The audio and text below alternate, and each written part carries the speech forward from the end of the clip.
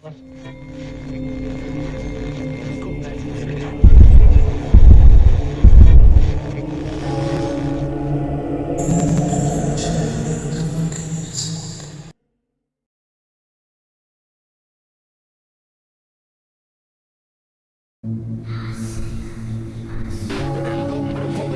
Jesús, todo hechizo se rompe aquí ahora, toda brujería se quiebra aquí ahora.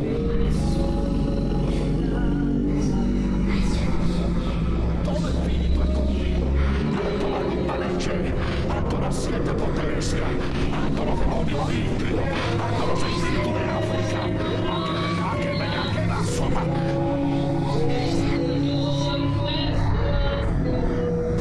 Suéltalo, suéltalo, suéltalo, suéltalo, suéltalo.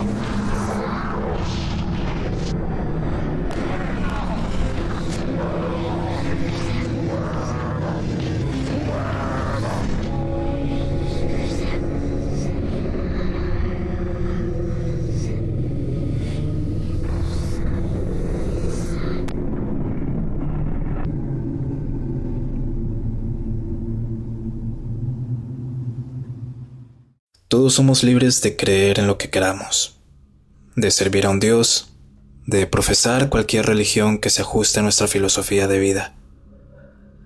Pero, ¿qué sucede cuando en vez de servir al bien, escogemos servir al mal? Esta historia será bastante extensa, por lo que me disculpo de antemano, pero es mi manera de desahogarme, de buscar una explicación o alguna especie de consuelo como mínimo. Durante la mayor parte de mi vida viví en una colonia bastante pobre, pero aún así nunca nos faltó nada. Éramos 4 hermanos, de los cuales ahora solo quedamos 3, y solo vivíamos con mi papá, ya que nuestra madre falleció al poco tiempo de haber nacido Nachito, el menor de nosotros. Como todo niño, teníamos nuestro grupito de amigos con quienes nos juntábamos para jugar después de clases, y fue precisamente uno de estos días de juegos y diversión que las cosas cambiaron para peor. Atrás de nuestra escuela había una cancha de fútbol y del otro lado una calle que lleva colina arriba hacia nuestra colonia. Pero, al pie de aquella colina, habían construido recientemente una casa esquinera de 3 pisos. Nada fuera de lo común, salvo por el hecho de que aquel lugar era un templo de adoración. Incluso desde la cancha se podía ver que tenía una enorme cruz en la azotea. Era de estos templos donde hay música y gente gritando y aplaudiendo, por lo que era normal que escucháramos todo desde la calle o desde la escuela a veces.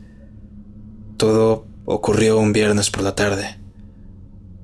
Recuerdo que acabábamos de jugar y nos sentamos en las bancas a tomarnos un refresco y a charlar, cuando Eduardo, mi hermano mayor, señaló de manera muy nerviosa que ya era hora de irnos, que nos apuráramos. Todos nos echamos a reír porque estaba bastante temprano aún.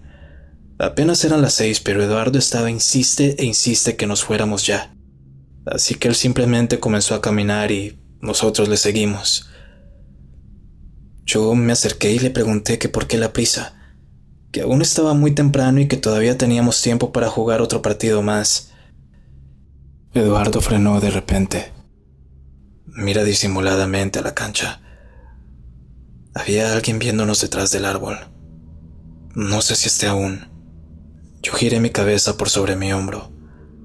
No había nada bajo el árbol, pero al voltear mi cabeza al otro lado, vi que había alguien de pie sobre las escaleras, sobre las bancas. Era alguien que no se podía ver bien, o no lograba distinguir, salvo que era una figura vestida con una túnica negra y algo que le cubría el rostro. Yo estaba por volver la mirada hacia adelante, cuando vi como aquello hizo un movimiento, como dejándose caer, pero aquella cosa voló. Vi cómo venía volando hacia nosotros. Yo grité y todos voltearon a ver.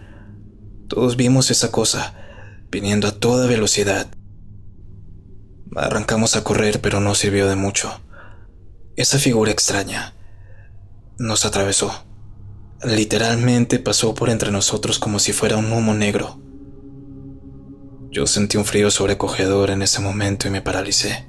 Incluso me oriné encima del miedo que tenía.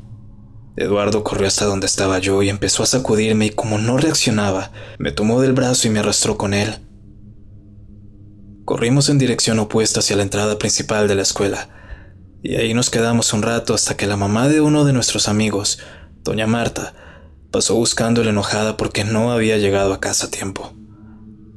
Nosotros le contamos lo sucedido y aunque por obvias razones no nos creyó, accedió a acompañarnos de camino a casa. En el momento creímos estar más seguros por el hecho de que esta vez un adulto estaba con nosotros, pero lo cierto es que al momento de cruzar otra vez por aquella cancha, estábamos lejos de sentirnos seguros.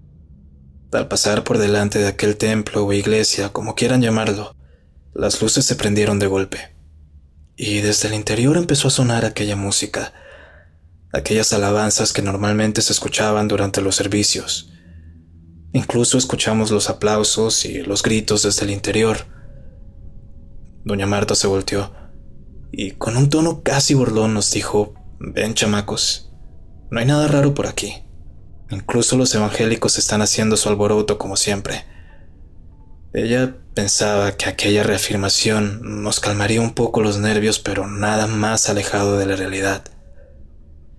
Y es que mientras subíamos esa calle para ir a casa, ya casi llegando a la calle de nuestra colonia, escuchamos cómo la música del templo se detuvo.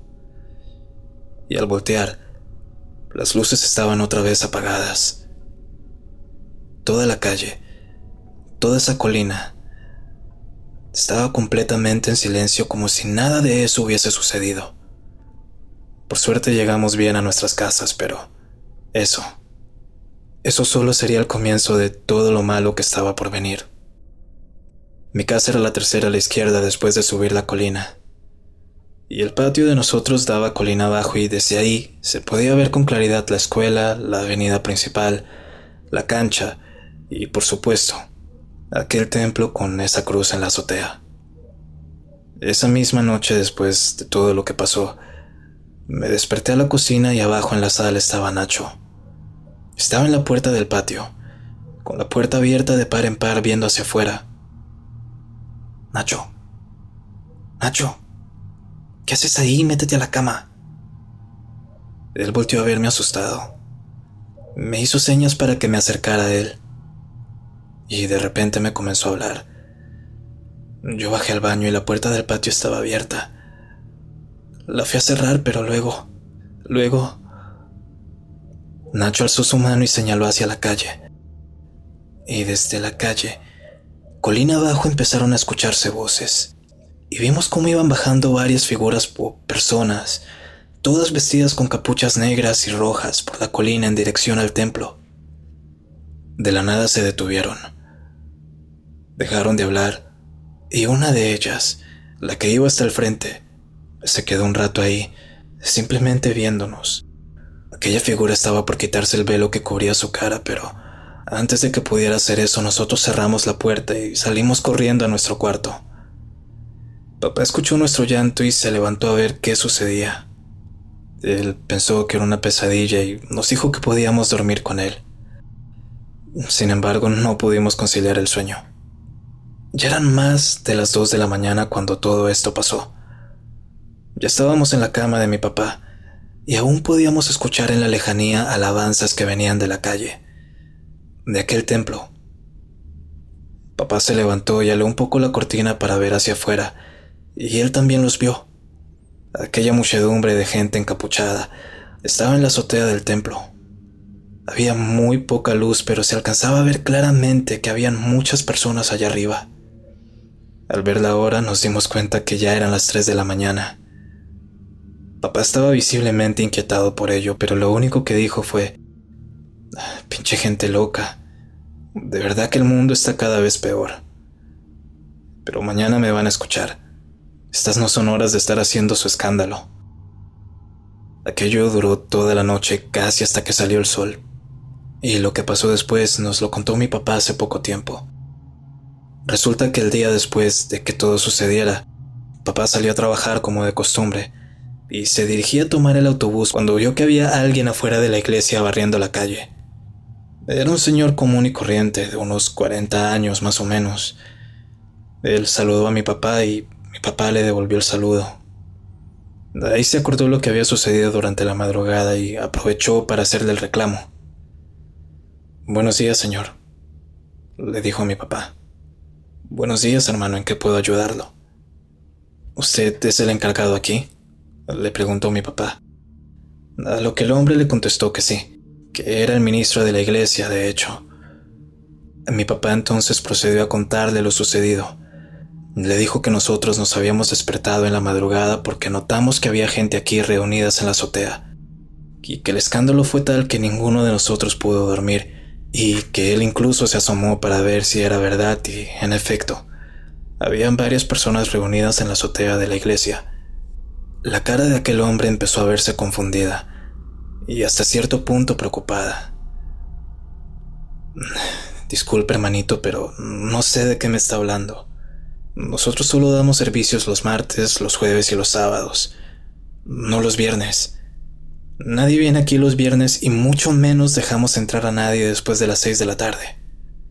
Mi papá no sabía si creerle al principio, pero al notar la cara de consternación del pastor, no le quedó de otra. Papá se disculpó y siguió su camino, pero al avanzar un poco, algo hizo que se volteara una vez más hacia la iglesia. En la acera seguía aquel pastor viéndolo, pero luego se entró hacia la iglesia. Sin embargo, había algo distinto. Mi papá jura que detrás de aquel hombre pudo ver una figura oscura, casi traslúcida, que al percatarse de que mi papá la había visto, subió por el muro de la iglesia hacia la azotea. Mi papá aceleró el paso de inmediato y nunca habló de eso, más por el hecho de que pensó que se había sugestionado por lo que le contamos la noche anterior. Nosotros después de aquello seguíamos tomando la misma ruta a la escuela, pero ya no nos quedábamos hasta tarde en la cancha. Y siempre que pasábamos por aquel templo, aún durante el día, aún así sentíamos miedo. Sentíamos como si algo nos observara desde adentro. Incluso, a veces se podía ver a alguien asomándose cuidadosamente desde la azotea. Pronto aquella historia comenzó a regarse por la colonia y principalmente en la escuela entre los compañeros, pero todos se lo tomaron con cierta pizca de escepticismo como era de esperarse. Todos menos Ricardo, el hermano de Jonathan, uno de los amigos que estaba con nosotros ese día. Y es que según nos contó Johnny, Ricardo también había visto esa figura de negro. No la vio en su casa, no la vio en la calle subiendo la colina. Ricardo la vio en la escuela. Un día que se había quedado después de la hora hablando con una chica de su salón, ella se disculpó para ir al baño. Y luego la vio venir corriendo de vuelta hacia él, llorando, diciendo que había alguien en el baño con ella. Algún pervertido que no alcanzó a ver, pero que sí alcanzó a escuchar una respiración agitada en el cubículo de al lado. Ricardo obviamente se enojó y fue a buscar al tipo, pero no había nadie ahí. Los cubículos estaban abiertos y todos estaban vacíos. Ricardo y su amiga salieron de ahí en dirección a la salida de la escuela, cuando la chica señaló a un salón gritando «ahí está». Y sí, había alguien en una de las aulas, sentado en uno de los pupitres como si nada. Era alguien vestido completamente de negro y con un velo del mismo color. Antes de que dieran un paso más, aquella cosa se levantó y salió del salón y empezó a caminar hacia ellos. Lejos de querer confrontarlo, los dos salieron corriendo lo más rápido que podían. Era escalofriante el hecho de saber que en ningún lugar estaríamos a salvo de aquello, de esa cosa que habitaba en la azotea de la iglesia. Y es que, después de aquello, más y más personas del barrio empezaron a ver estas presencias, estos entes. E incluso en más de una ocasión, los vecinos fueron hasta aquella misa a levantar un reclamo con el pastor por las reuniones que se hacían en la azotea. Siempre, todos los viernes a las 3 de la mañana. En alguna ocasión incluso tuvo que intervenir la policía porque estaban tan molestos que incluso lo agredieron. Y si bien todo esto empezó con apariciones fuera de lo común, poco a poco la situación empezó a volverse más delicada, sobre todo el día que un niño del barrio fue atacado. A 5 cuadras de nuestra casa vivía doña Lourdes, una señora ya de edad que salía a vender tamales con su nieto, Dieguito, un niño güerito de unos 4 años. Aquel día salieron a la calle como era costumbre, y mientras transitaban por la calle de la iglesia, se les acercó un cliente frecuente y ahí se quedó doña Lourdes hablando un rato con él. El niño se puso a jugar al lado de ella. No estaba tan lejos, como a unos 2 metros de donde estaban. Y de repente, escucharon la voz de Dieguito como si estuviera conversando con alguien. El niño estaba ahí hablando, haciéndole preguntas a algo que no podían ver. Doña Lourdes y el señor que estaba con ella se vieron entre sí, y cuando prestaron más atención, escucharon cómo aquella cosa les habló. Me lo voy a llevar. Y esta es mi ofrenda. El niño dio un paso hacia atrás asustado. Justo iba a correr hacia su abuelita cuando algo lo tomó de su bracito y lo arrastró hacia los matorrales. El señor que estaba con ellos fue quien se lanzó a agarrar al niño, y varios de los vecinos que pasaban por ahí, al escuchar los gritos de Diego y de su abuela, se acercaron a ver qué pasaba. Todo eso sucedió en unos 5 o 10 segundos, pero todos cuentan cómo el señor pudo agarrar al niño de pie y lo cubrió con su cuerpo, como tratando de evitar que siguiera arrastrándolo. Pero incluso él fue arrastrado unos metros antes de que aquello se detuviera.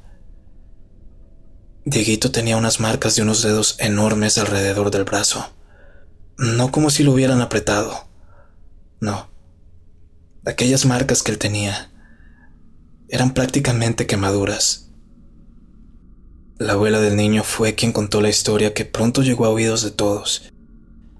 Y fue gracias a eso que los niños ya no salían solos a la calle. Ni siquiera los adultos se atrevían a estar fuera hasta tarde, y muchos incluso empezaron a evitar aquella calle, aquella subida por donde estaba la iglesia. A raíz de esto también, mis amigos empezaron a venir más seguido a nuestra casa, a jugar en el patio o simplemente en la calle delante de nosotros. Un día, recuerdo que estábamos jugando a las escondidas en la calle. Era mi turno de contar, y como nuestro patio era relativamente amplio y había espacio suficiente para esconderse, no era raro que los chicos se ocultaran ahí. Es por eso que no pensé nada raro cuando vi a alguien pasar corriendo desde la casa del vecino a la nuestra, saltándose la barda hacia nuestro patio. Siempre era Sergio, mi otro hermano, el que normalmente se escondía en nuestra casa. Así que cuando fui al patio a buscarlo, lo primero que hice fue gritar su nombre diciendo que saliera. Sergio, ya te vi saltándote la barda de la vecina, así que sal.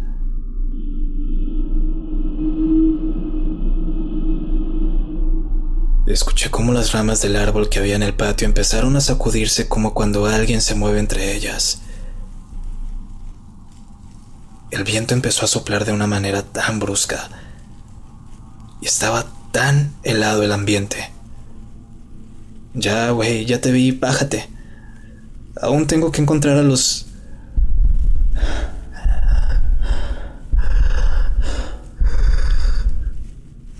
El aire de repente se puso pesado. Me costaba mucho respirar. Sergio, ya bájate. No es gracioso. Le voy a decir a mi papá que me estás asustando. Yo empecé a sudar muchísimo. Aunque estaba haciendo frío, yo estaba bañado en sudor. Fue ahí que lo escuché. Axel. De repente escuché mi nombre de detrás de mí. Era la voz de Sergio. Yo me volteé y parado en la puerta estaba él, los ojos abiertos de par en par, llorando. Axel, corre, ven rápido, Axel. Sergio estaba gritando, llorando. Yo alcé mi vista hacia la copa del árbol y empecé a ver cómo las ramas se movían. Y es que algo había empezado a bajar por el tronco. Era aquella cosa vestida de negro. Aquello tocó la tierra y empezó a arrastrarse hacia mí como un lagarto. Axel, ven rápido. Axel, corre. Corrí hacia Sergio tan rápido como mis piernas me lo permitieron, y cerramos la puerta detrás de nosotros. No nos atrevimos a salir de la casa hasta que al pasar unos minutos, escuchamos a los demás chicos llamándonos desde la entrada. Salimos a encontrarnos, pero Sergio insistió en que no les dijéramos nada. No era necesario alarmarlos, pero fue inútil. Cuando nos encontramos afuera de la casa, Miguel, uno de nuestros amigos, comenzó a gritar y señaló en dirección a nuestro jardín. Y ahí, levitando hacia nosotros, venía esta figura vestida de negro. Los chicos y yo comenzamos a correr hacia el otro lado de la calle hasta llegar a la intersección de la calle del templo. Y fue ahí que nos encontramos a mi papá, que venía de subida. Corrimos hacia él y le comentamos todo. Absolutamente todo. Y mi papá, convencido de que se trataba de uno de los locos del templo, estaba a punto de ir a reclamarles, pero primero fue a la casa a revisar. Se armó con un ladrillo y así entró a la casa, y nosotros nos quedamos afuera. Después que nos dejó entrar, a simple vista todo parecía bien. No había indicios de que se hubiesen metido a la fuerza, hasta que papá salió al patio. Lo primero que notamos fue un olor desagradable en el aire, un olor que incluso hizo que papá se persignara, cosa que nunca lo había visto hacer. Ese olor era un olor inconfundible a azufre. Cuando papá se percató de que algunas de las ramas del árbol estaban quebradas, no le quedó de otra que creernos. Esta vez había una sensación distinta a las demás. Era más fuerte, más escalofriante. ¿Saben ese sentimiento que tienes cuando sabes que todo va a empeorar? Pues ese sentimiento resultó volviéndose una realidad. Una noche nos despertaron los gritos de Nachito. Se había despertado llorando, agitado, diciendo que una señora se lo quería llevar. Mi papá entró asustado al cuarto y al ponerle la mano en su cabeza para intentar consolarlo y calmarlo, se dio cuenta de que Nacho estaba ardiendo en fiebre. El niño estaba delirando, dijo mi papá. Por las siguientes 2 horas intentamos de todo para bajarle la fiebre, pero conforme pasaba el tiempo, Nachito se ponía peor. Fue por eso que papá decidió llevarlo a la clínica. Ese día Sergio se había quedado a dormir en casa de un amigo de nosotros, por lo que no se enteró de nada hasta el día después. Y yo fui el que me ofrecía quedarme en casa pendiente al teléfono por si llegaban a necesitar algo. Así que tomé mi cobija y me hice en la sala. Y ahí, poco a poco, me fui quedando dormido.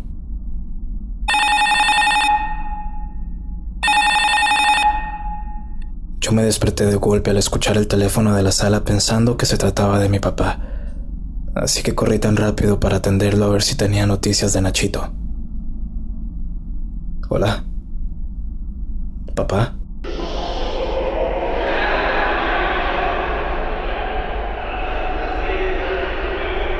¿Hola? ¿Quién habla?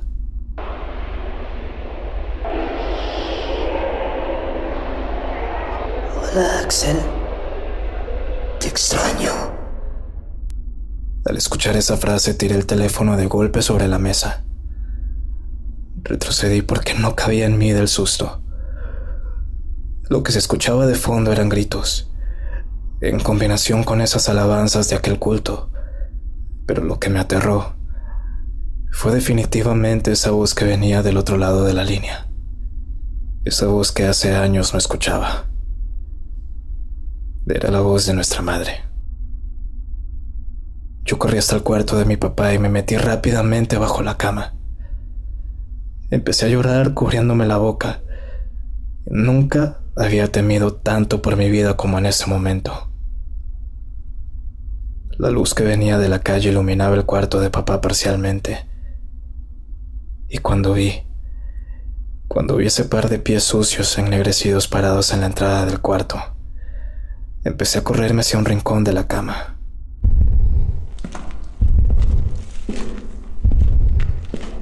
Mi corazón estaba a 1000. Si aquella cosa se agachaba, me encontraría.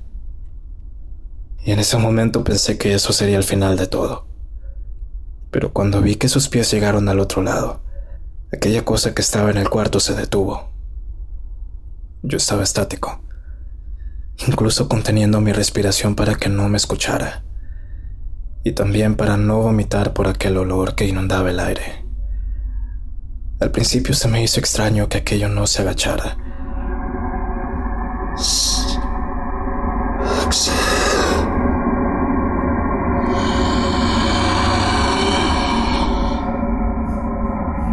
Cuando volteé al frente, la cabeza de aquel ser se estaba asomando del otro lado de la cama, mientras que sus pies seguían a mis espaldas. La vi acercarse hacia mí, levantando aquel velo negro que cubría su rostro, lo suficiente como para ver su boca. Una boca que comenzó a dislocarse y abrirse poco a poco como si de una serpiente se tratase. Yo empecé a gritar a todo pulmón, hasta que escuché a alguien gritando mi nombre varias veces y ahí reaccioné. Estaba en el sofá de la sala. Ya era de día y era Sergio el que estaba sobre mí sosteniendo mis muñecas. Aquello había sido una pesadilla. Respiré aliviado, pero no pude evitar romper en llanto. Sergio me estaba consolando cuando escuchamos la puerta. Papá y Eduardo habían llegado, pero Nachito aún seguía hospitalizado. No sabían que tenía el niño. Papá había venido a cambiarse y a comer algo para salir de nuevo a la clínica. Y mientras estábamos solos, Eduardo nos comentó que Nachito decía que una mujer se lo llevaba en sus sueños. Una mujer de tez morena, de ojos claros y cabello chinito. La descripción cuadraba a la perfección con la de nuestra madre. Nachito era un bebé cuando ella murió. Nunca la había visto en fotos, ya que papá las guardó todas en una caja para no verlas. Así de fuerte le afectó la muerte de nuestra madre. El caso es que cuadraba también extrañamente con el sueño que había tenido la noche anterior. Ese sueño en el que me llamó mi madre. O bueno, lo que se hizo pasar por mi madre. Nachito duró unos 3 días más hospitalizado. 3 días en los que papá estaba sumido día y noche en oración. Nunca había sido alguien devoto, pero al ver a su hijo en esa condición y con miedo de perderlo, no tuve de otra que sacar fe de donde no la tenía. Cuando le dieron de alta a Ignacio, hicimos una pequeña fiesta en casa para los 5, y aquella fue de las pocas veces en las que nos sentimos un poco más tranquilos en esa casa.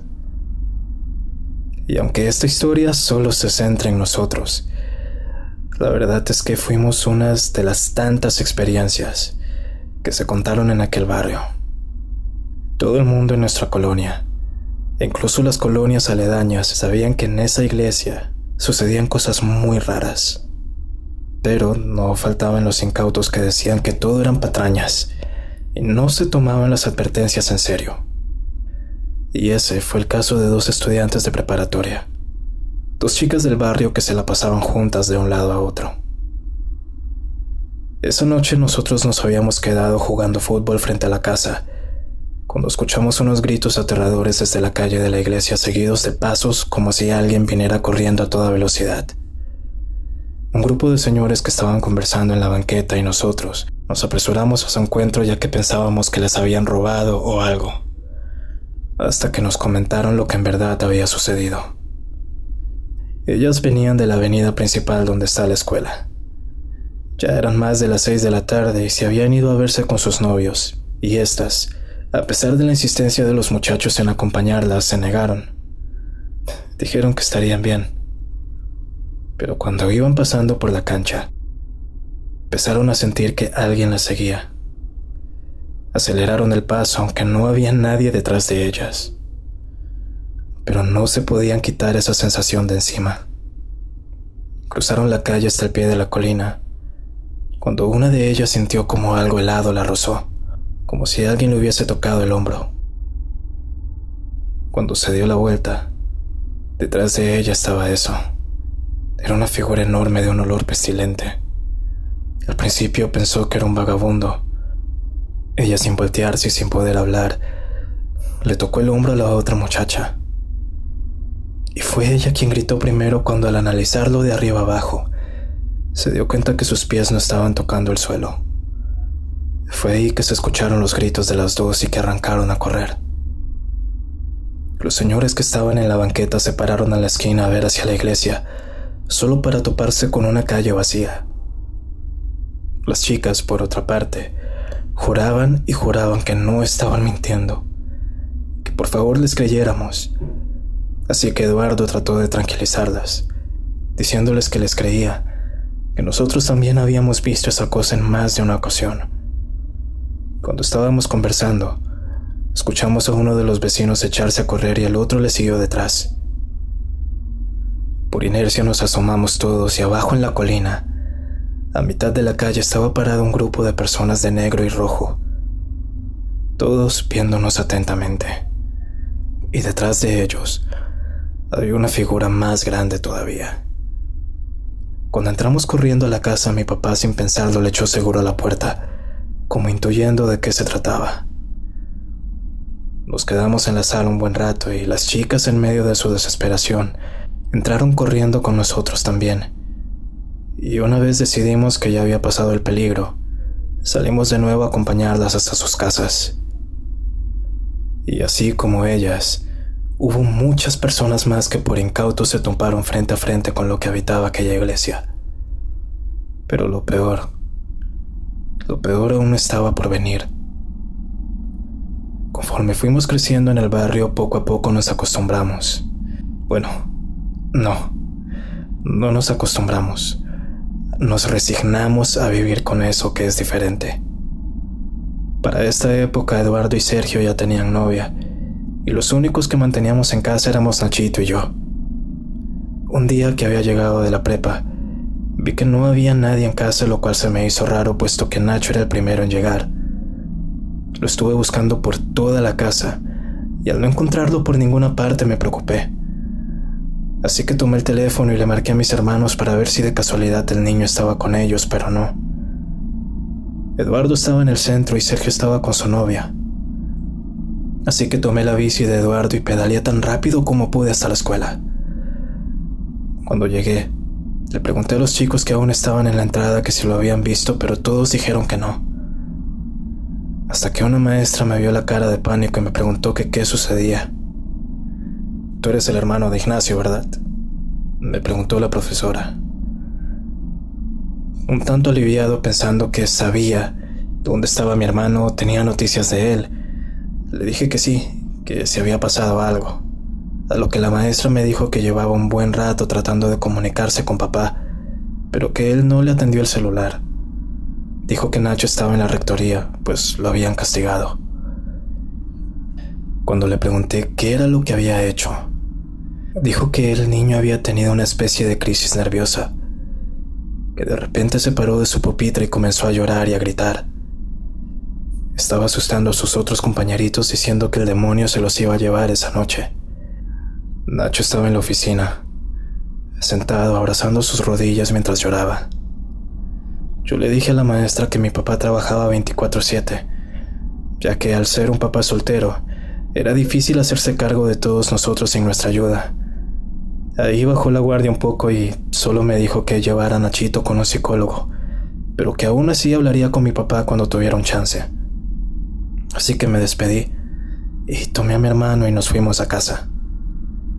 Cuando llegamos, noté que Nachito se había hecho pis encima, así que lo mandé a ducharse mientras yo preparaba el almuerzo. Papá llegó al rato, pues le habían dado el día libre y le comenté lo que había pasado. Al principio estábamos más preocupados por la salud mental de Nachito, pues no asimilábamos que estuviera relacionado a ese demonio de nuestra colonia. Pero esa noche comprobaríamos todo lo contrario. Todos estábamos dormidos cuando empezamos a escuchar una voz viniendo desde la sala. Era la voz de Nacho.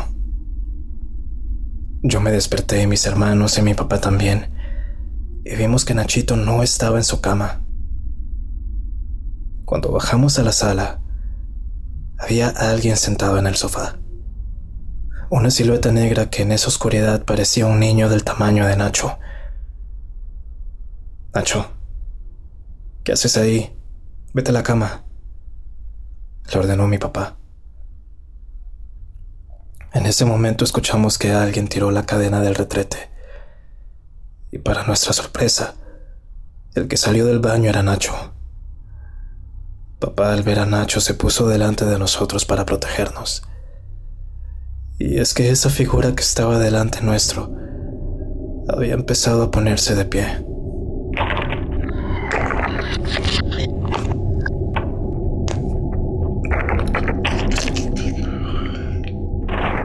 ¿Han escuchado alguna vez el sonido de los huesos romperse? Ese sonido de la carne desgarrándose desde adentro. Así mismo, entre contorsiones se fue poniendo de pie. Y aunque estábamos paralizados y sin poder decir palabra alguna por el miedo que teníamos, pronto, esa cosa rompió el silencio de la manera más aterradora posible. Dejad que los niños vengan a mí. Dejad que los niños vengan a mí. Y no se lo impidáis, porque de los tales es el reino de los cielos.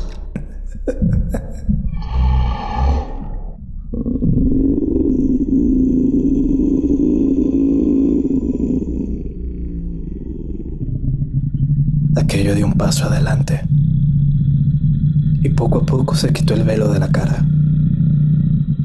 Debajo de eso había un rostro demoníaco, un rostro que estaba en carne viva, de cabello largo y una corona de espinas. Dejad que los niños vengan a mí.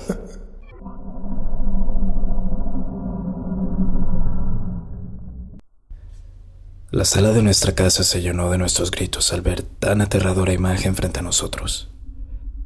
La imagen de aquel demonio que tenía el rostro de Cristo. Rápidamente salimos por la puerta de la cocina hacia el patio y nos saltamos la barda que daba colina abajo. Estaba todo tan oscuro, tan frío, tan silencioso. Caminamos entre los matorrales hasta salir a la calle frente a la cancha, la que queda justo antes de llegar a la iglesia. Y cuando volteamos a ver hacia arriba, parado en la copa del árbol, ya estaba aquel demonio. Y por sobre la barda se asomaban esas personas encapuchadas. Nosotros no teníamos dónde ir. No teníamos más familia o alguien a quien acudir, por lo que aquella noche no tuvimos más remedio que quedarnos fuera. Así que nos hicimos en una banca del parque frente a la escuela y ahí nos quedamos los 5. Recuerdo haberme quedado entredormido cuando papá me levantó. Y es que ya estaba saliendo algunas personas de camino al trabajo, así que papá decidió que podíamos volver a casa. Nosotros ya veníamos subiendo la colina cuando escuchamos las sirenas de una ambulancia a lo lejos.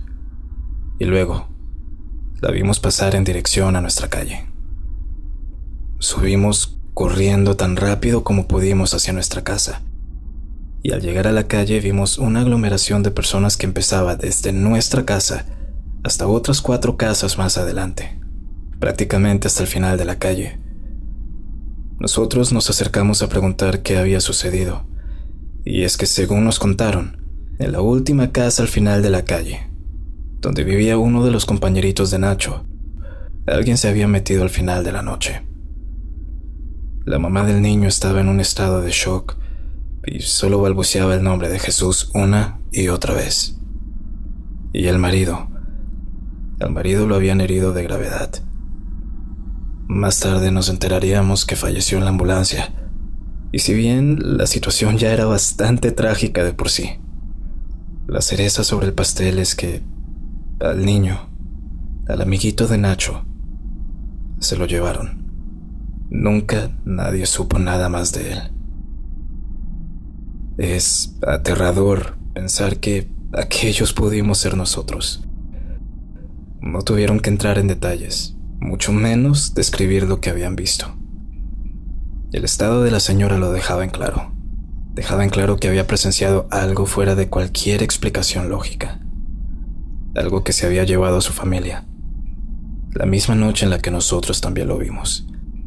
preciso el mismo día en que Nachito tuvo ese episodio en clases. El diablo al final sí había venido y se había presentado en forma de nuestro Salvador. La señora pronto se volvió loca y después de aquello la veíamos caminando por ahí, por la colonia. Lloraba pidiendo que le devolvieran a su hijo. Era prácticamente la Llorona en vida. Según lo que recuerdo, la iglesia aquella estuvo bajo investigación por un tiempo debido a las acusaciones de los vecinos de que se trataba de una secta. Pero al no haber pruebas de nada, el caso se cerró por completo. La mamá del niño se ahorcó meses después de lo sucedido. Había amarrado una soga al marco de su ventana del segundo piso y se tiró. Su cuerpo quedó balanceándose en su jardín a la vista de todos los vecinos. Seguramente parecerá que me estoy yendo por las ramas, pero deben tener en cuenta que todos estos acontecimientos no eran sucesos al azar. Había algo que los conectaba a todos ellos. Y ese algo era un mal que no podíamos explicar. Aquello que habitaba las paredes de esa iglesia había traído consigo un mal que pronto empezó a esparcirse por nuestra colonia. Y no era un caso de histeria colectiva, absolutamente que no. Era más que evidente que el mal caminaba en nuestras calles y ni siquiera sabíamos a lo que nos enfrentábamos exactamente. Lo único que nos quedaba claro, y ahora más que nunca, y es que lo que ellos adoraban, lo que sea que estuviera clavado en esa enorme cruz de la azotea, pertenecía al mismo infierno. Y si bien aquello era escalofriante, el hecho de que hubiesen personas del común que le rindieran culto era por demás incluso más inquietante aún. Y sí, tal vez eran simples humanos, fanáticos religiosos escondidos bajo sus túnicas, pero eso no quiere decir que fueran menos peligrosos o atemorizantes cuando menos. Esa gente estaba jodidamente mal de la cabeza y habían dejado más que claro que eran igual de peligrosas. Una mañana como cualquier otra nos despertamos para ir al colegio y bajando la calle habían varias bolsas negras de basuras a un lado de esta, justo bajo un poste de luz. El olor que desprendían aquellas bolsas era tan insoportable, tan denso y penetrante que incluso podía saborearse. Todos pasamos de largo. Nadie se atrevía tan siquiera a acercarse a ver. Todos dieron por hecho que se trataba de algún animal, pero la realidad es que el contenido de aquellas bolsas iba un poco más allá de eso.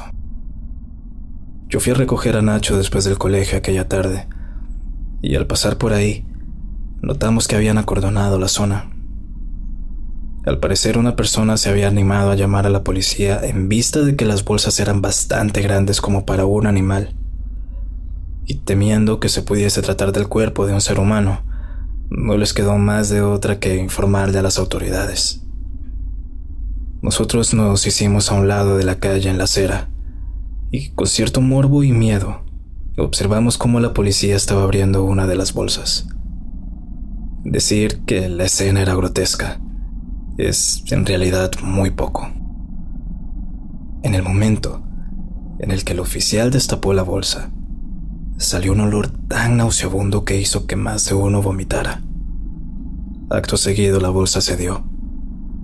Prácticamente se deshizo en las manos del policía y todo lo que estaba ahí guardado se regó por todo el suelo. Era una mezcla de vísceras, de corazones, de plumas, de huesos que, si bien no eran humanos, sirvieron para que incluso los policías sintieran ese terror absoluto. Pero entre tanta carnicería hubo algo que sobresalió, precisamente por lo perturbador que era. Cuando la primera bolsa se rompió, una de las cosas que salió disparada de ahí era la cabeza de un cordero. Una cabeza de cordero a la que le habían enterrado clavos como simulando una corona. Eso, en conjunto con los gusanos y moscas que salían de sus ojos aún abiertos, fueron el motivo de mis pesadillas hasta el día de hoy. Si bien esa experiencia en concreto no fue sobrenatural, sí dejaba en claro el nivel de maldad y decadencia moral que había detrás de los miembros de aquel culto. de aquella secta. Podrían haber sido humanos comunes y corrientes, pero el hecho de poseer semejante brutalidad los hacía incluso más dignos de temer que cualquier demonio. El caso es que nunca más se habló del tema. Sin embargo, nos quedaba claro a todos, y todos sabían perfectamente quiénes eran los responsables de aquello. Conforme fueron pasando los días, aquel suceso hizo pensar a más de uno sobre lo que sucedía dentro de aquellas paredes. Habían más preguntas que respuestas, y una de ellas era ¿de dónde salían los adeptos que visitaban el culto durante el día? Porque sí, sabíamos de la gente encapuchada que salía a la terraza en las noches, pero ¿qué había de los fieles que venían en horarios normales? ¿Sabían ellos de lo que sucedía? ¿Eran gente del vecindario? Y esta última pregunta se respondería por sí sola un tiempo después. Yo le había comentado a mi padre acerca de ese mínimo detalle del que me había percatado. El hecho de que nunca habíamos visto a alguien entrar o salir de esa iglesia. Ni siquiera un fiel que se atreviera a salir a esclarecer lo que estaba sucediendo. Nada. Y ahí fue que papá también se percató que el sacerdote que él se había encontrado aquella vez era una persona que nunca antes había visto por el barrio. Así fue que en ese momento decidimos llevar a cabo una especie de investigación, entre comillas, que consistía en quedarnos afuera en el patio, con la vista fija a la iglesia para ver si veíamos a alguien entrar o salir. Pero aquel no fue el caso.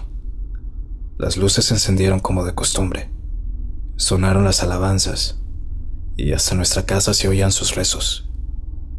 Pero nunca vimos que alguien entrara. El único que entraba y salía de ahí era el pastor. Solo él, nadie más. Después del incidente de las bolsas de basura, pasó un buen tiempo sin que hubiese alguna actividad fuera de lo común.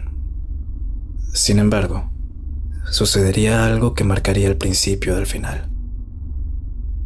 En nuestra colonia había un muchacho al que le decían Cuchillo. Era el típico buscapleito, ratero y malviviente del barrio. Este hombre venía caminando borracho una noche subiendo la calle del templo. Ya era de madrugada. Eran casi las 3 de la mañana. Ya habían pasado varias semanas sin que escucháramos que se reunieran en la azotea. Pero, para la mala suerte de Cuchillo, esa noche volvería el demonio. Y él estaba ahí para presenciar su regreso. Cuchillo iba pasando por la iglesia cuando de la nada escuchó que una puerta se abrió. Cuando se dio la vuelta, notó que las puertas de la iglesia se habían abierto prácticamente solas. Y él, siendo el oportunista que era, aprovechó y tomó aquello como una invitación para entrar a robar. Y así, borracho como estaba, empezó a caminar hacia el portón de la iglesia. Bienvenido a la casa de Dios. ¿Quieres salvarte? Cuchillo reaccionó cuando escuchó esa voz gutural seguida de un olor fétido que terminó por curarle la borrachera que traía encima. El hombre retrocedió, cayendo sobre el suelo, y así mismo empezó a arrastrarse hacia atrás. Él dice que parado en la puerta había un hombre o algo que tenía rasgos humanos, pero que él sabía que no lo era. Lo describió como un hombre alto, que vestía una especie de sudario semitraslúcido que dejaba ver lo abnormalmente delgado que era. Pero lo que más llamó su atención era que su imagen parecía ser una representación demoníaca de Cristo. Aquello era enorme, y era exactamente igual a lo que nosotros habíamos visto aquel día que huimos de casa. Como pudo, Cuchillo se incorporó y salió corriendo hacia los matorrales. Pero cuando volteó a ver hacia la iglesia, aquella cosa ya no estaba. La puerta se había cerrado.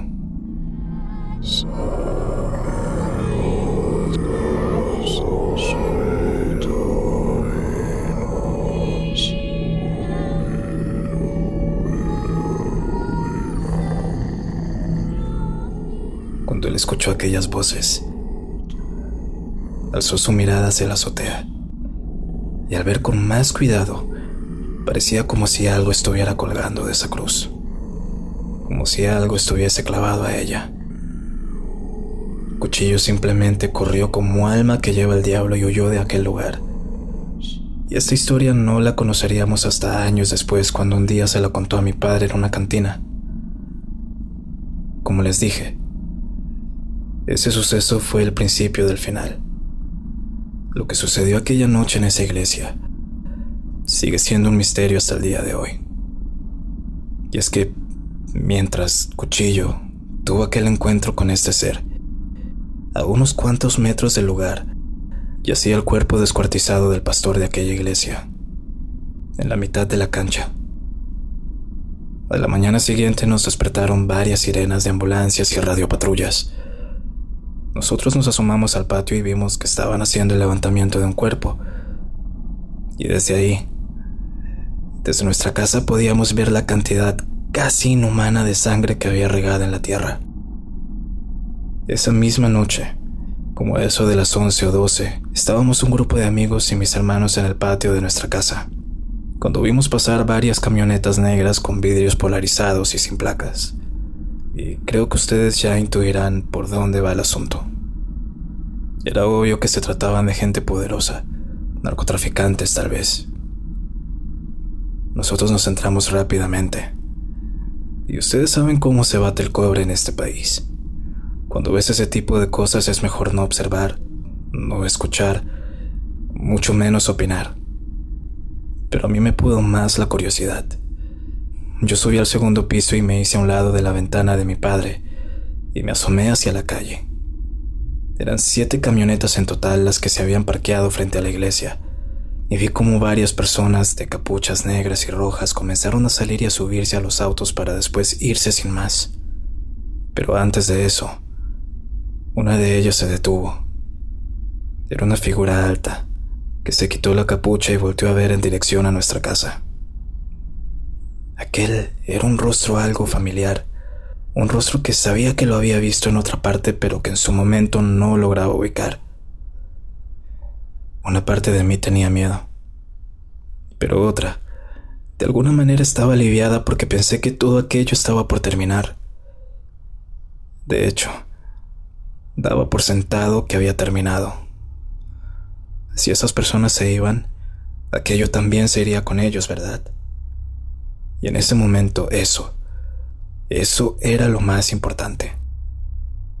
Pero cuando un árbol echa raíces tan profundas, no puedes arrancarlo sin que se agriete la tierra, sin levantar todo lo que está a su paso. Después del asesinato del pastor, nos pareció muy raro que nada de aquello se mencionara en los medios.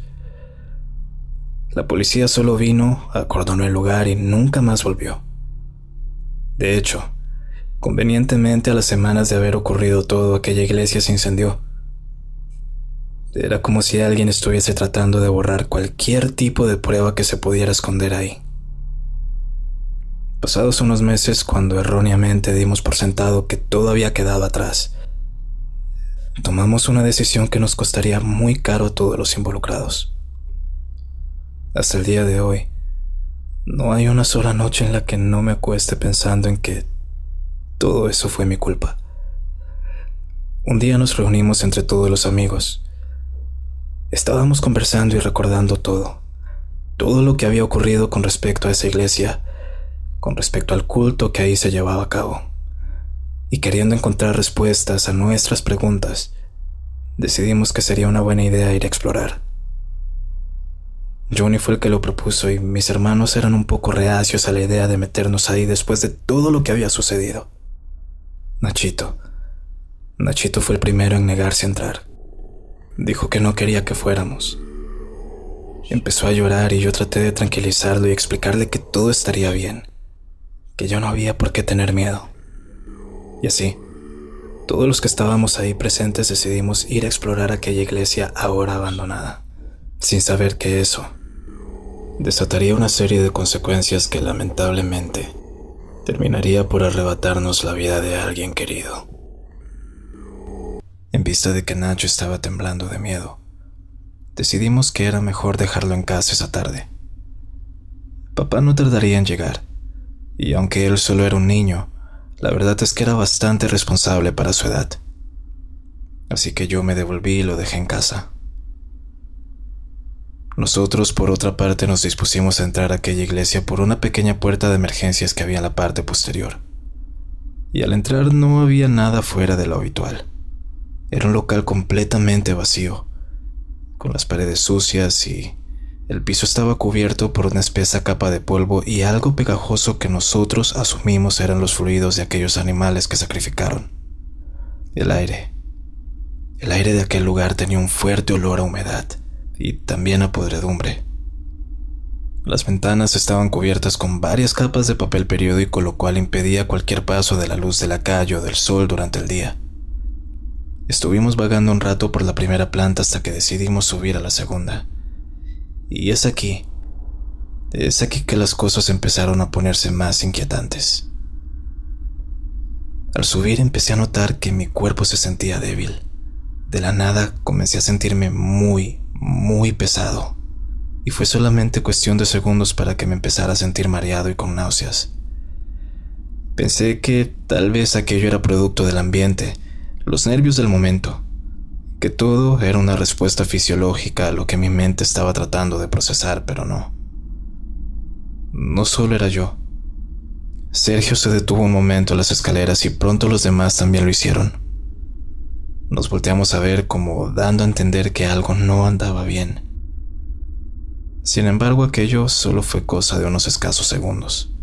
De un momento a otro aquella sensación rara se desvaneció y, antes de darnos cuenta, ya estábamos en el segundo nivel. Nos abrimos paso entre los escombros, pero no había nada raro a simple vista. Hasta que aquel olor nauseabundo se hizo mucho más fuerte que antes. Y conforme nos adentrábamos más, nos dimos cuenta que aquel lugar tenía una especie de muro falso. Habían unos cuantos ladrillos caídos, por lo que nos acercamos a husmear qué había detrás. Y al asomarnos, vimos que del otro lado había una especie de cuarto. Nos metimos por aquel hueco en la pared uno por uno. Tratábamos de ver mejor qué era lo que había detrás, así que alumbramos con una pequeña linterna que, aunque no alumbraba mucho, sí alumbraba lo suficiente como para dejarnos ver que aquel lugar estaba repleto de velas negras. Y en medio había un altar con una bandeja sobre la cual descansaba la cabeza de algún animal. Una cabeza que posiblemente llevara meses ahí. Yo me cubrí la nariz y comencé a dar arcadas al recordar la vez que encontraron esa cabeza de cordero en medio de todos esos restos de animales en bolsas de basura. Caminamos un poco más hacia el fondo y ahí había una gran puerta que estaba cerrada. Y los marcos estaban cubiertos de cruces invertidas. Un sudor frío me recorrió la nuca y tragué en seco al ver aquello. Estábamos dudando por un segundo si entrar o no, y nosotros nos dimos la vuelta para salir de ahí, pero Eduardo estaba parado frente a aquella puerta como hipnotizado. Eduardo, vámonos. Hay que seguir, no nos podemos quedar aquí. Le dije yo, pero Eduardo no respondía. Estaba ahí, viendo aquella puerta fijamente con una expresión blanca en su cara. Justo me iba a acercar para ver si estaba bien cuando Eduardo estiró su mano y le dio la vuelta a la perilla de la puerta. Y esta se abrió de par en par. Nuestros corazones se detuvieron por unos segundos, pero la habitación estaba completamente vacía.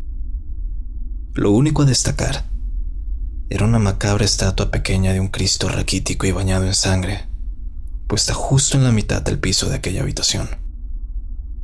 Nosotros nos quedamos en silencio viéndonos y nos tomamos unos minutos para considerar si de verdad íbamos a seguir con aquello o no. Pero ya habíamos llegado hasta aquí. Ya solo quedaba un piso y luego la azotea. En el tercer piso vimos varias jaulas que se encontraban ahí, tal vez donde mantenían a los animales que sacrificaban. Manuel, uno de los chicos del grupo, no aguantó y comenzó a vomitar al ver el piso cubierto de restos de huesos, pelajes y plumas. Nos quedamos como unos 5 minutos ahí y luego subimos a la terraza, precisamente hasta donde estaba aquella cruz. Salimos y pudimos apreciar la colonia desde otra perspectiva. Una que nunca pensamos que íbamos a ver. Aunque el lugar era inquietante y la historia que había detrás había dejado una huella imborrable en nuestro psique, esta vez por fin se sentía que todo había quedado atrás. Nosotros nos quedamos un rato ahí conversando, riéndonos un poco ante la incredulidad de lo que habíamos acabado de hacer. Sin embargo, aquella felicidad no nos duró mucho. Sergio nos llamó de repente diciendo que fuéramos a ver algo. En la azotea había un pequeño cobertizo en el cual habían dejado algo que parecía ser una bolsa de terciopelo roja. Una bolsa ya bastante malgastada, cubierta de mugre y con una mancha oscura. Fue ahí que Sergio tomó una vara que estaba en el piso y la abrió un poco. Ahí, escondidos en esa bolsa, habían los restos de algo, de lo que estábamos seguros que era un niño, un bebé. Decidimos bajar lo más rápido que pudiéramos y salir de aquel lugar. Ya estábamos en el segundo piso cuando Manuel, el chico que había vomitado anteriormente, comenzó a sentirse mal otra vez. Paró un rato y nos hizo señas de que tenía que vomitar de nuevo. Nos dijo que siguiéramos, que él bajaría enseguida, por lo que nosotros nos adelantamos, pero no queríamos dejarlo solo, así que nos quedamos a los pies de la escalera.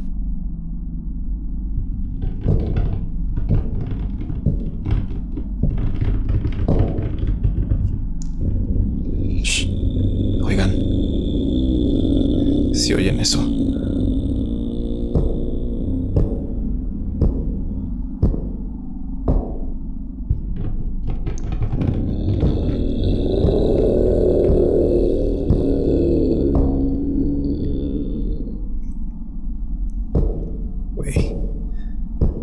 Creo que hay alguien aquí. De la nada escuchamos pasos que parecían arrastrarse entre los escombros. Pasos acompañados de un lamento gutural muy leve, pero se entendía que venía de la profundidad de aquel piso, desde la habitación donde estaba aquella estatua de aquel Cristo. Al principio yo estiré mi cara viendo si se trataba de Manuel, pero Manuel estaba parado en medio de aquel salón sin poder moverse, haciéndome señas que si escuchaba eso, mientras que sus ojos se ponían llorosos.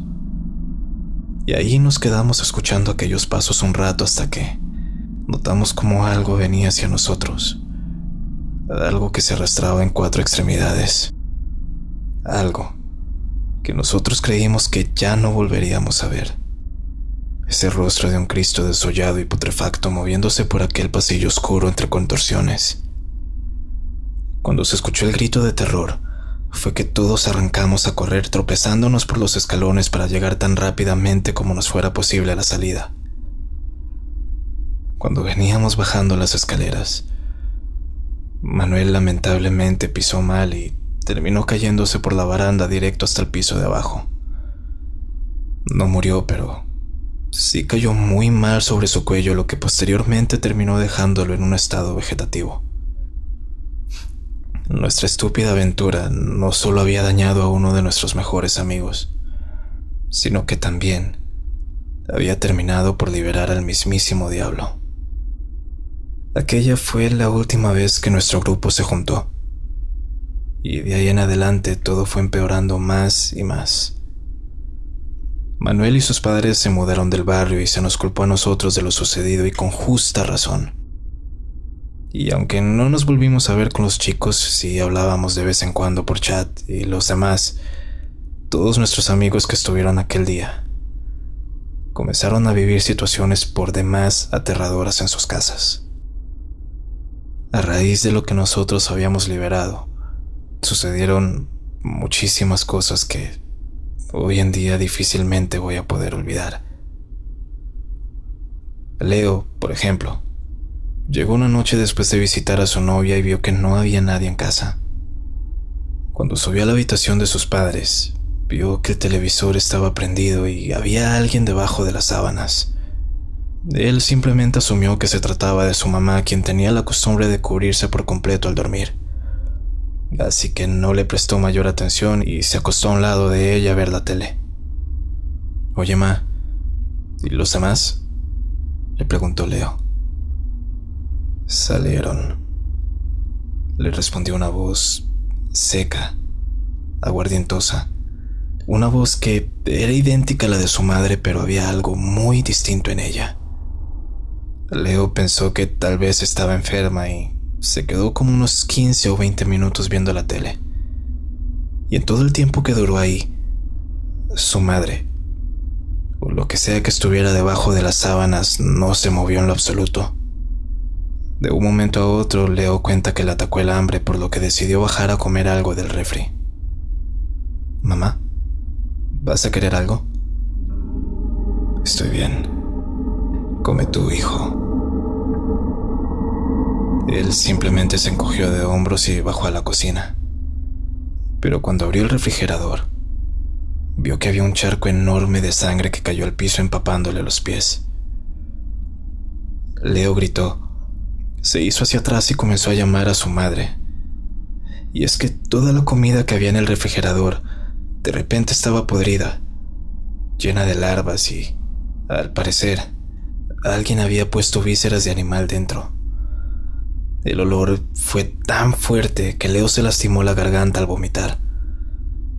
Subió corriendo a la habitación de su madre y ella seguía ahí bajo la sábana.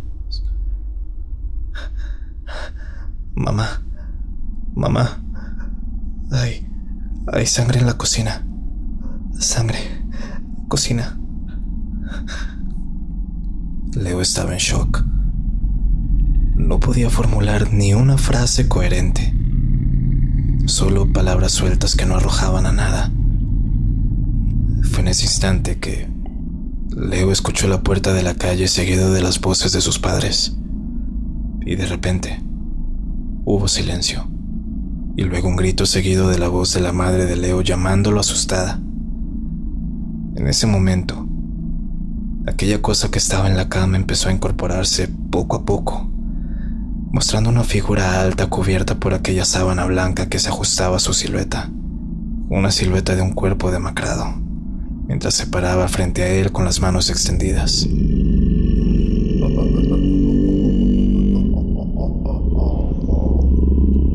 Leo salió corriendo bajando las escaleras de 2 en 2 hasta encontrarse a sus padres horrorizados frente a la cocina. Rápidamente les dijo que salieran, que alguien se había metido a la casa, mas nunca les dijo qué era lo que había sido en realidad. Por otra parte estaba también Gerardo, otro amigo que estuvo con nosotros aquel día y que a mi criterio fue uno de los que más difícil la tuvo para superar lo de Manuel, pues eran muy cercanos. Él fue el primero de nosotros en irse de la colonia, poco después de que Manuel lo hiciera. Sin embargo, lo que le sucedió a Gerardo se volvería una lección para todos nosotros. Un mensaje de que no importa cuánto intentáramos alejarnos, de que tanto quisiéramos olvidarnos de aquella iglesia, lo que nosotros dejamos salir de ahí aquella tarde que abrimos ese cuarto, ahora nos perseguiría a donde quiera que fuésemos. De él no volvimos a escuchar nada por unos meses hasta que, una noche, a eso de las 2 de la mañana me escribió, preguntándome que si estaba bien, que si no estaba pasando nada raro en mi casa. Yo estaba un poco sorprendido, puesto que era la primera vez que hablábamos en meses, y para rematar, me hacía una pregunta que no entendía para nada. «Gerardo, ¿está todo bien?», le pregunté yo, y él procedió a marcarme. Él se disculpó por la hora, pero dijo que era de suma importancia, que la situación era urgente y que no podía esperar.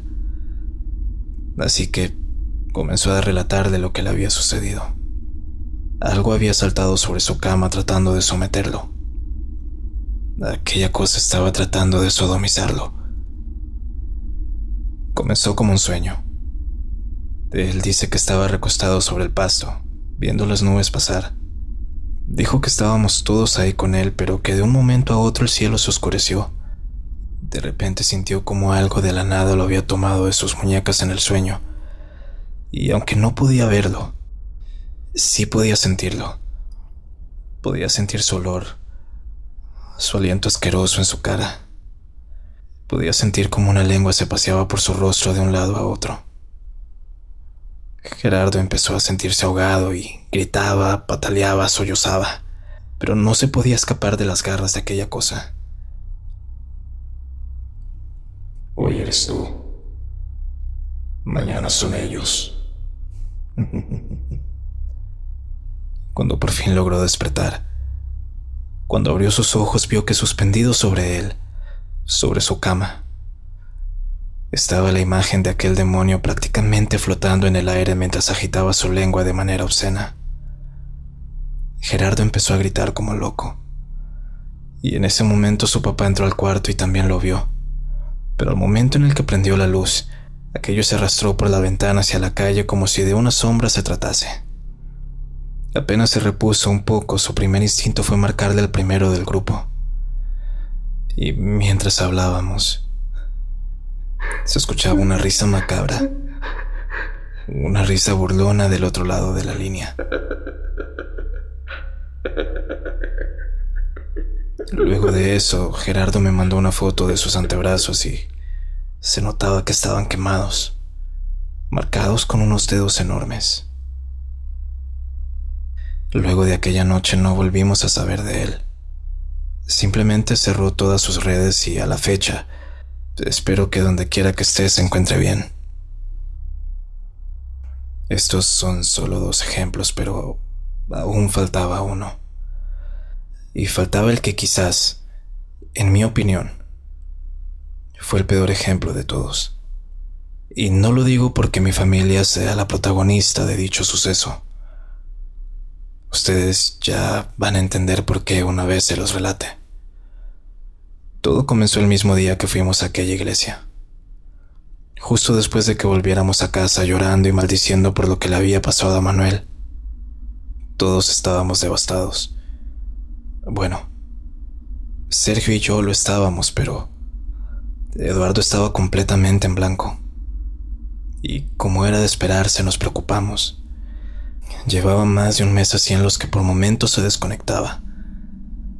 Inicialmente pensamos que tal vez estaba pasando por algo con sus estudios o con su pareja, por lo que no indagamos más a fondo.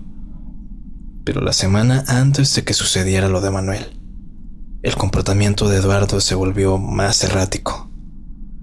Nos despertábamos en la noche cuando lo escuchábamos rezar. A él, a la persona que siempre criticaba la fe católica. Y en una ocasión mi papá se despertó temprano al trabajo y lo escuchamos hablar con alguien desde el 2º piso.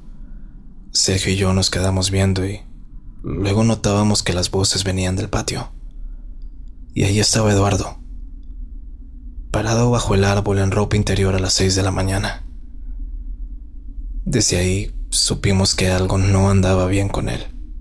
Incluso llegamos a pensar que estaba consumiendo. Y ustedes me perdonarán por esto, pero hubiese preferido 1000 veces que hubiese sido eso a lo que en realidad era. En fin, retomando la historia. Después del incidente de Manuel volvimos a casa y Nachito estaba ahí.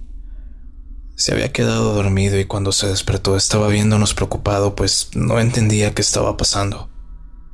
Lo único que preguntó, y que por cierto nos cayó como un balde de agua fría a todos, fue: ¿Manuel está muerto? Lo vi en mi sueño, anoche, por eso no quería entrar.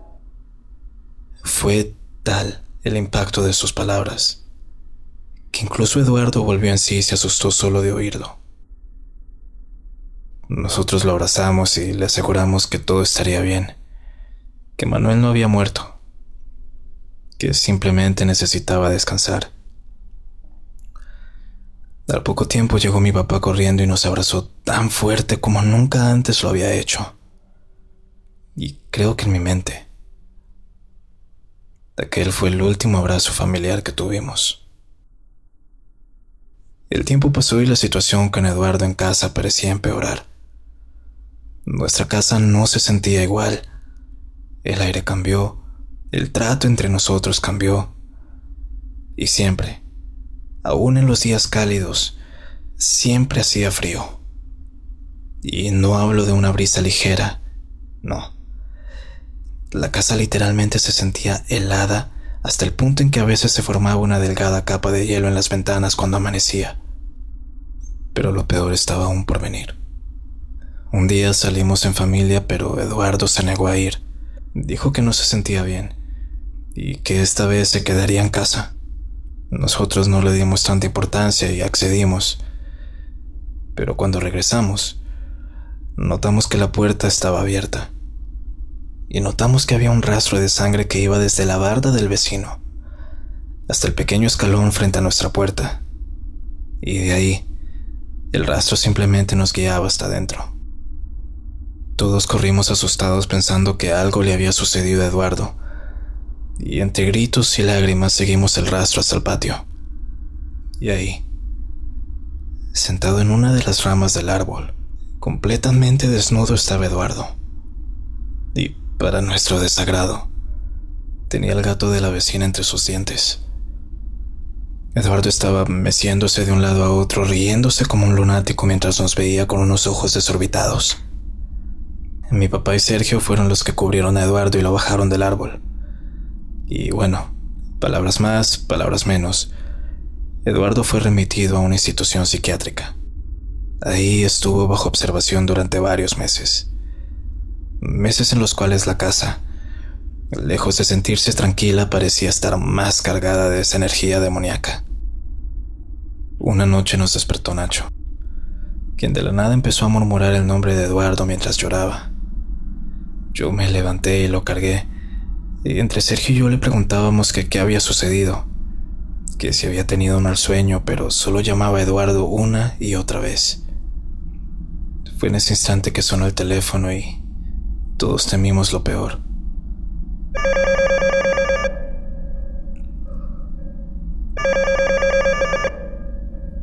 Yo fui el que corrió a la sala a contestar mientras que mi papá bajaba las escaleras refunfuñando por la hora.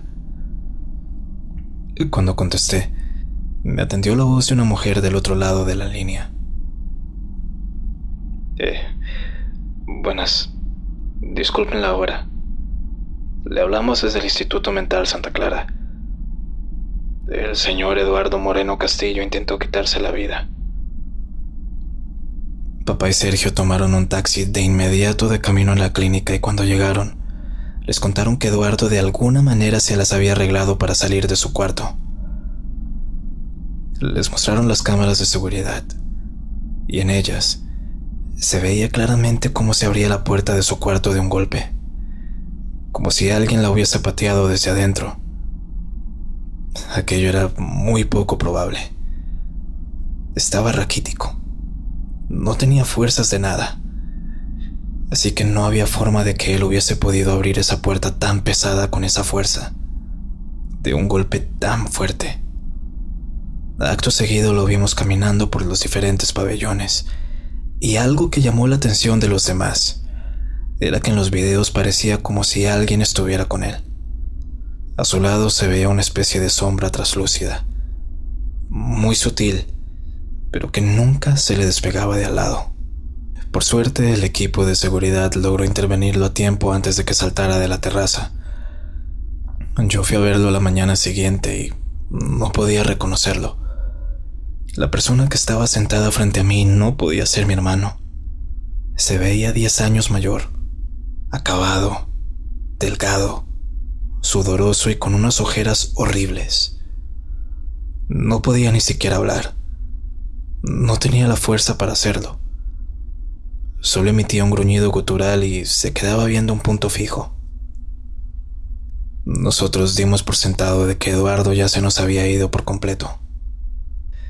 Y es que no entendíamos ese cambio tan repentino que tuvo, las cosas raras que hacía, si todo aquello era producto de un brote psicótico o era algo que iba más allá de la comprensión humana. Y creo que todos sabemos cuál de esas dos opciones era en verdad. Hubo un tiempo de mejoría en la salud de Eduardo y después de casi un año bajo supervisión y tratamiento, por fin le dieron de alta. Nosotros pensamos que al llegar a casa todo sería diferente. Ya saben, un nuevo comienzo, que todo esto quedaría atrás, que Eduardo se recuperaría, pero no. Estábamos muy equivocados. Eduardo prontamente volvió a desconectarse de todo como antes. Y esta vez era más violento, más atemorizante. Ya nadie en la casa se sentía cómodo teniéndolo cerca y el que más miedo le tenía era Nacho. El niño decía que nuestro hermano a veces lo miraba con odio, con una intención más que evidente de querer hacerle daño. Y esa intuición, lamentablemente, resultó ser cierta. Un día que no estábamos en casa, Nachito se quedó al cuidado de Eduardo. El niño nos contó que él estaba jugando en el patio cuando escuchó que nuestro hermano lo llamó. Y cuando entró, este último le dijo que si quería jugar un juego muy divertido. El juego consistía en ver quién aguantaba más. Y acto seguido, prendió la boquilla de la estufa y puso su mano sobre el fuego. Nacho dice que parecía no sentir dolor, que incluso lo disfrutaba, aun cuando se veía perfectamente el daño que el fuego le estaba haciendo a su mano. Eduardo no se inmutaba para nada. Él solo veía a Nacho sonriendo y le decía que si ganaba le compraría el juguete que él quisiera, pero que si él perdía tenía que darle su alma. Nachito se asustó como era de esperarse y se negó. Se negó rotundamente, lo cual enfureció a nuestro hermano, quien tomó la mano del niño y la puso sobre el fuego. Por suerte, Sergio entró en ese momento golpeando a Eduardo y tirándolo al suelo. Y fueron los gritos de Nacho los que alertaron al vecino, quien rápidamente entró a separarlos. Eduardo solo estaba tirado en el piso riéndose. Y aquella risa no era solamente la de él. Se escuchaba como si dos personas estuvieran riendo al mismo tiempo. Pero, a la par que él se reía, Eduardo literalmente empezó a llorar sangre. Cuando papá llegó, la única opción que le quedó fue correr a Eduardo de la casa. La situación era ya tan insoportable que no sabía qué más hacer. Tenía miedo de que un día se levantara y le hiciera algo a Nachito o a alguno de nosotros. Papá solo lloraba y, entre lágrimas, le decía que se largara de ahí, que ojalá nunca más tuviera que volverlo a ver. Poco sabía él que aquellas serían las últimas palabras que le diría a nuestro hermano. Esa noche Eduardo salió de casa. No se llevó nada consigo, por lo que todos asumimos que regresaría al día siguiente por sus cosas. Pero no, aquella madrugada, Eduardo entraría a la iglesia otra vez y se aventaría desde la azotea. Sobra decir que la culpa nos invadió a todos después de aquello. Papá nunca más fue el mismo. De hecho, ninguno de los otros lo volvió a hacer. No entendíamos qué había pasado con Eduardo. Nunca supimos aquel cambio tan radical que tuvo. Pero pronto descubriríamos la raíz de aquello. Eduardo había dejado una nota antes de salir de casa. Papá, chicos, los quiero mucho y no quiero hacerles daño. Por eso me voy. Por eso debo terminar con esto. Nachito, perdón.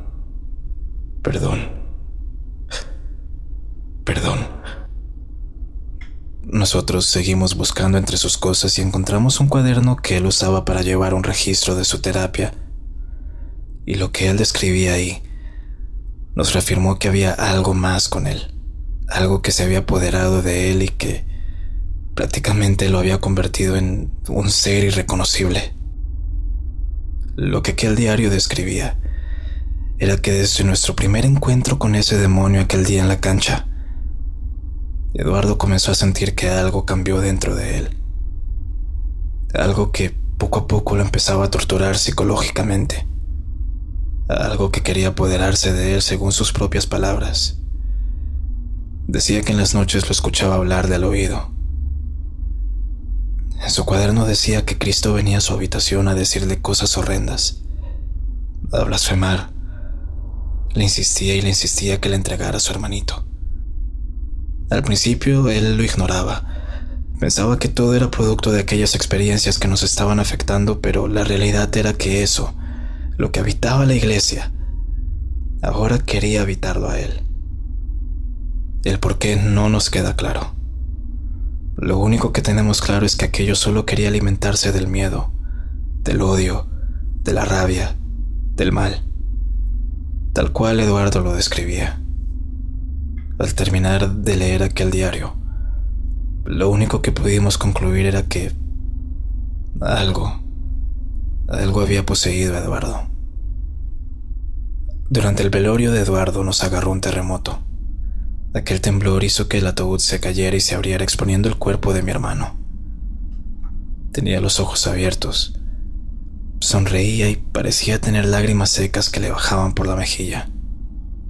La verdad fue la escena más perturbadora que alguien podría presenciar en una ceremonia así.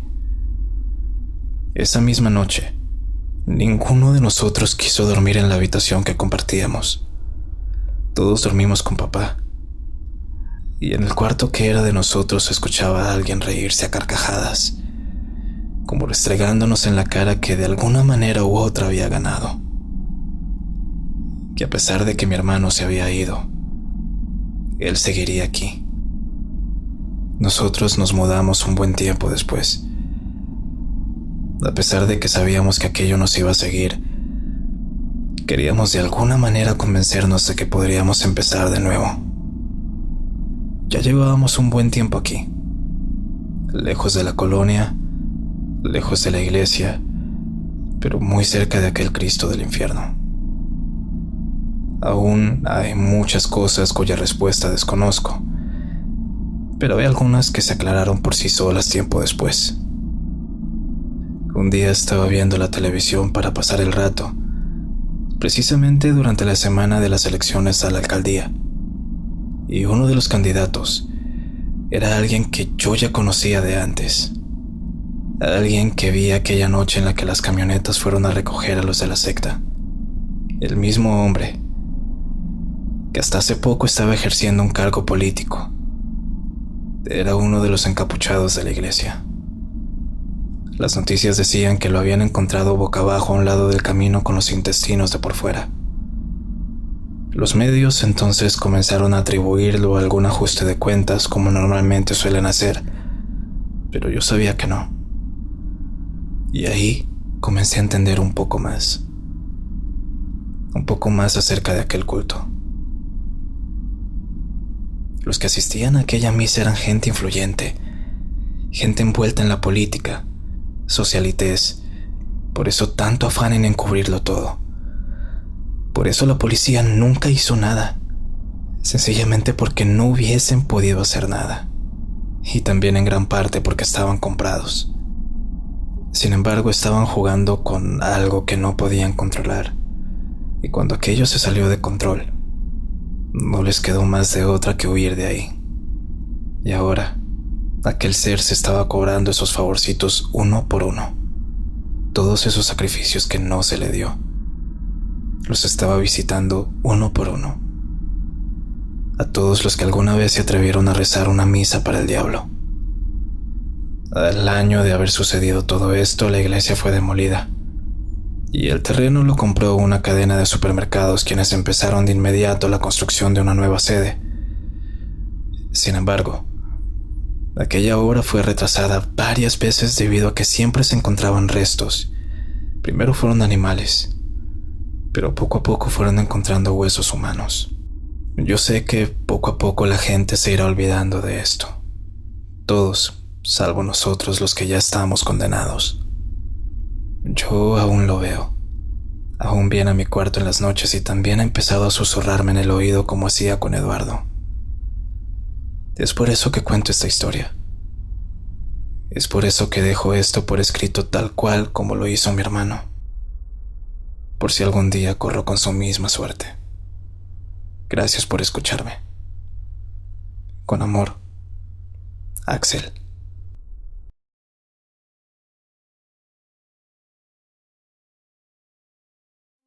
Si has llegado hasta aquí, muchísimas gracias por acompañarme.